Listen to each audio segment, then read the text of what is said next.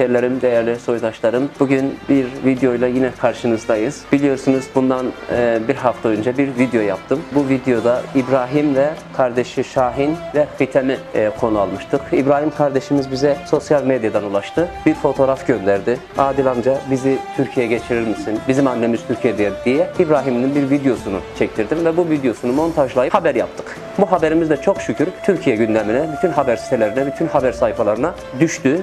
Onun için bu videomuza duyarlı devlet büyüklerimiz, duyarlı Türk halkı sessiz kalmadı ve bu gençlerin sesine ses oldular ve hemen 2 gün sonra İbrahim bugün Türkiye'ye geldi. Biz de bugün gittik, sınırdan onları alıp annelerine getirdik.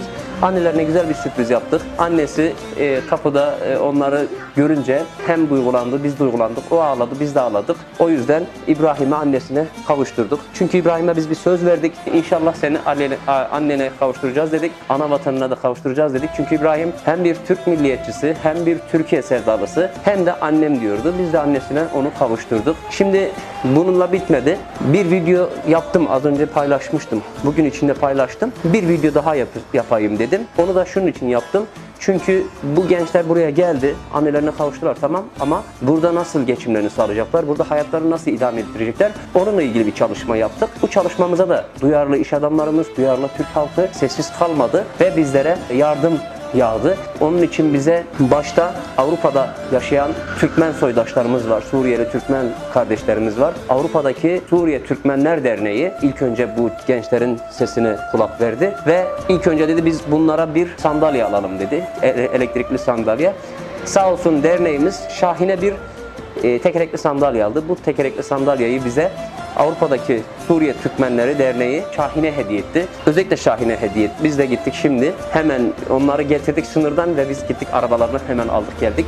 İbrahim için de Almanya'da yaşayan Servet Şahin, benim Antepli bir hemşerim. Kendisi yayınladığımız videoyu izlemişti. Ben de İbrahim'e bir tekerlekli sandalye alayım demişti. Fakat biz az önce apar topar sınırdan geldik. İbrahim'i sandalyeciye götürdük.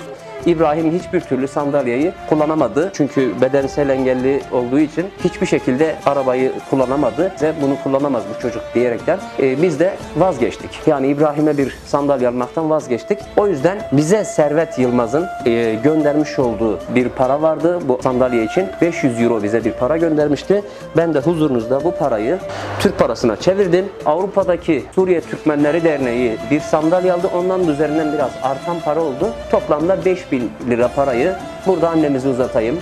Anneciğim, bu sana Servet Yılmaz'ın Almanya'dan göndermiş olduğu tekerlekli sandalye parasıydı. Fakat sandalye alamadığınız için parayı sana kendisinden ileteyim. Şimdi biz sadece bundan bitti mi? Bitmedi. Bir sandalyeyi Şahin'e aldık. Öbür sandalyenin parasını da annesine ilettik. Bazı bizim Türkmen duyarlı iş adamlarımız var. Allah onlardan razı olsun. Her zaman yardımlarımıza koşuyorlar. Buna benzer birkaç vakada onlardan destek istedik. Sağ olsunlar. Yardımcı oldular. Başta Muhammed Ganim Daşlıhü köyünden bir iş adamımız. Sağ olsun o iş adamımız bu aileye bir yıl boyunca maaş bağladı. Bir yıl boyunca her ay 1000 lira maaşınız olacak. 1000 liranızı her ay gideceksiniz. Oradan her ay 1000 lira size maaş bağladı. Bir yıl vaat etti fakat uzayabilir dedi, sağ olsun. Onun için iş adamımıza buradan Muhammed Ganim'e teşekkür ederim. Daha sonra Sandı köyünden iş adamımız Adnan İbo. Adnan İbo sağ olsun, o hemşerimiz de her türlü destek olur bu tür konularda. Bizim her zaman yardımımıza koşuyor. O iş adamımız da bu ailenin ben bir yıl kirasını ödeyeyim dedi. Bir yıl bu ailemizin kirasını ödeyecek. Bazı iş adamlarımız da bu aileye evlerinin tefrişatı için bize ulaştılar. İnşallah önümüzdeki günlerde de o iş adamımız da tam burayı dizdiğinde, evin eşyasını dizdiği zaman onun da adını zikredeceğiz. Şimdi bize vaatte bulundu. Yine sizlerle paylaşacağım. Şimdi bulundukları ev 2. kat. Bu çocukların sokağa çıkması, işte gidip gelmesi, indirmesi, kaldırması zor olacağı için şimdi onlara yani 1. katta ya da alt katlardan bir ev kiralarsak 1 yıllık kirasını getirip Adnan İbo Ememioğlu kirasını ödeyecek. Aylık maaşlarını da almış olacaklar. Buradan hepsine teşekkür ederim. Allah onlardan razı olsun. Devletimiz gerekli bütün yardımları inşallah yapacak. Şimdilik benim anlatacaklarım bu kadar. Dilerseniz ben biraz İbrahim'e mikrofonu uzatayım. İbrahim, mutlu musun? Çok mutluyum, Allah razı olsun. Hem senden ve sayenizde sen sesimizi duyurdun ve geçirenlerden de çok çok teşekkür ederim. Bizi annemize karşıladıkları için çok teşekkür ederim. Allah razı olsun. Allah'ın emretleri varsa versin.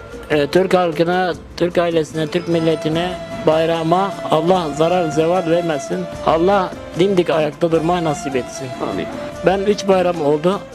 Annemsiz bayram geçirdim. Annesiz. Çok zor. Allah kimseye annesiz koymasın. Ben derim. Benim kimin çok engelli insanlar da var. Annesinden uzak olan insanlar da var. İnşallah ben demeyeyim yana. İnşallah onlara da yardımcılarda bulunasınız.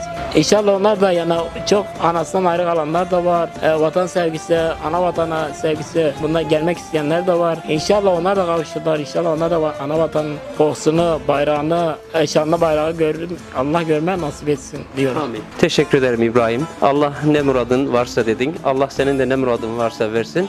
Biraz da annenle görüşelim. Meryem Ana, bir haftadır seninle telefonda görüşüyoruz. Her aradığımda ağladın, her aradığımda ağladın. Ben çocuklarıma kavuşmak istiyorum, başka da bir şey istemiyorum dedin. Çocuklarım gelsin ben sırtımda taşırım. Çocuklarım gelsin ben kuru ekmek soğan bile yerim dedin. Geldi çocukların, mutlu musun? Bugün çocukların yanında, bugün gece seninle yatacaklar. Elhamdülillah, Allah kimseye bu acıyı yaşatmasın. Allah kimseye evlatlarına sınamasın. Vatandaşımıza, Türk milletine saygı duyarım genlere. Allah genlere ne muratları varsa versin. Çok teşekkür ederim. Anneciğim, diğer videoda da söylemiştin. Bir yıldan fazla oldu ben çocuklarımdan uzağım. Bu bir yılı nasıl atlattım? Ben bir yıl neler çektim, kafama gözyaşısız yastığa koymadım. Lokmayı elim uzatırım, gelip boğazıma durur yiyemem. Ağıttan, gözyaşından acip. Uşaklar nasıl oldu, çocuklarım nasıl oldu, o kızın halı ne der. Tabi şekilde yaşadım, ta uşaklarımı göreceğiz. Allah hepinizden çok memnun olsun, biz memnunuk, Allah sizden memnun olsun. Allah sizi arkada incitmesin, ne muradınız varsa versin. Amin. Amin. Teşekkür ederiz annem.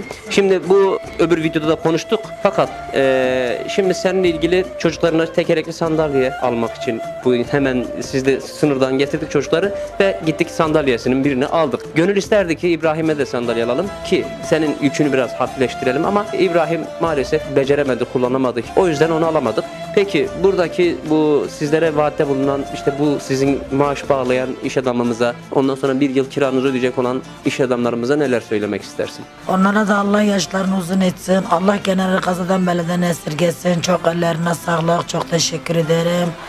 Allah ne muratları varsa versin. Dualarımız bütün genlerin üstüne. Ümmeti Muhammed'in genlerin üstüne. Peki, teşekkür ederim anneciğim. İnşallah Rabbim seni çocukların da sana bağışlasın. Bundan sonra inşallah seni hep yüzü güler göreceğiz. Ben İbrahim seni tanıdığıma çok mutlu oldum. Güzel bir kardeşimsin.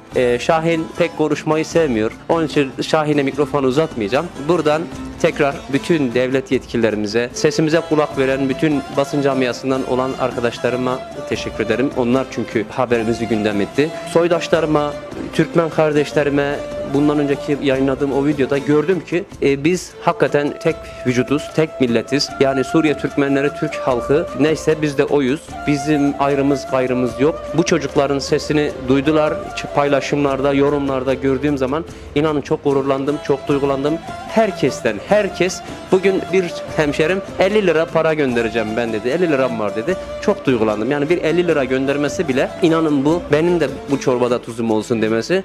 Avrupa'da bir kardeşimizin çocuğu amca o çocuklardan ufak biri varsa ben oyuncağımı göndereceğim dedi. Çok duygulanmıştım. İşte biz böyle nesiller yetiştirmeliyiz ki bu tür kardeşlerimize, bu tür engellilerimize sahip çıkalım. Rabbim kimseyi evlat acısıyla sınamasın. Onun için buradan bütün Türk halkına teşekkür ederim. Allah onlardan razı olsun. Allah şanlı bayrağımızın gölgesinde bizlere mutlu ve huzurlu yaşamayı nasip eylesin.